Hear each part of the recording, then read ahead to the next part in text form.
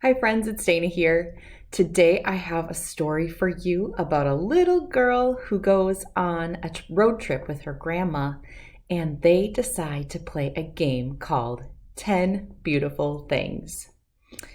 This story is by Molly Beth Griffin and illustrated by Maribel Lechuga. Let's read it.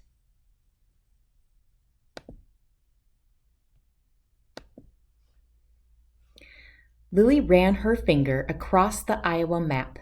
An X marked Graham's house on an empty patch of land, Lily's new home. Graham's car tires hummed against the pavement. Lily felt the vibration in her hollow chest. "Let's try to find 10 beautiful things along the way," Graham said. Lily turned her eyes to the window.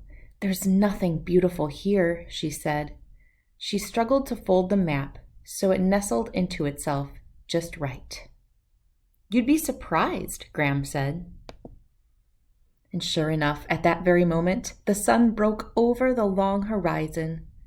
Lily gasped. "There's number 1, she cried. "Right you are, Lily," said Graham. Fence post rushed past. Graham flipped on the radio, trying to fill the silence.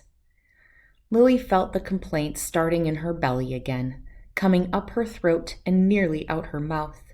But then Graham shouted, "Number 2!" A wind farm had sprouted in the field beside the freeway. Spinning windmill blades gleamed in the morning sun. Lily concentrated on the game and found number 3 real fast. A red-winged blackbird perched on a swaying stalk of last year's corn.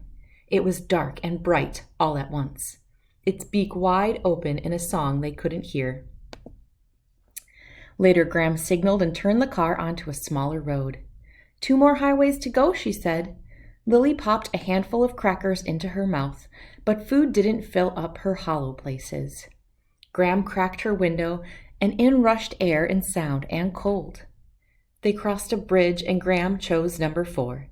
The gurgly sound of a melting creek. Lily dozed off. She woke up when Graham tapped her knee and pointed out a falling apart barn.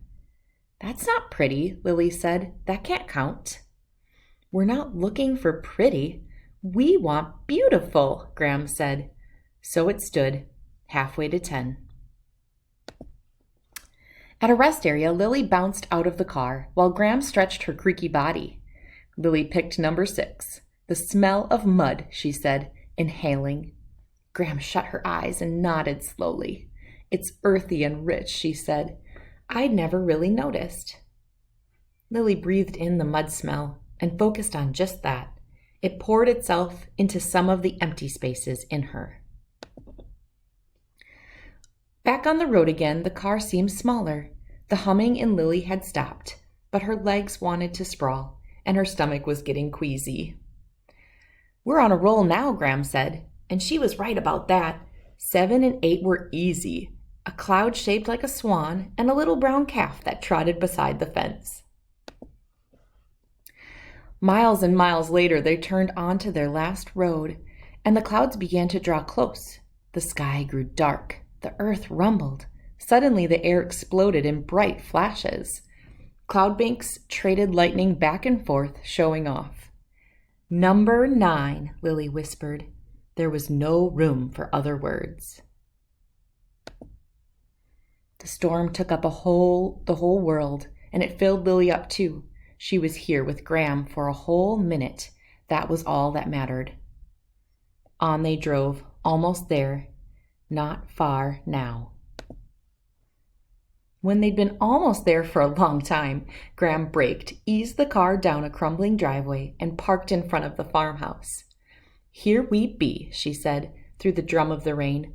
"Home." "But we only made it to 9, Lily said, slumping in her seat. "Nope, 10. Easy." Graham came around with an umbrella, and Lily stepped out of the car. "We're 10, Graham said. Lily sank into her familiar hug. None of this was easy. Maybe it would never be easy, but she belonged with Graham now. She belonged here now. The place wasn't empty, and neither was she. That's the end, folks. I hope you enjoyed this book. If you can give me a like, that would be great, and please subscribe to my channel. And please think about all of the interesting things that happened in this book.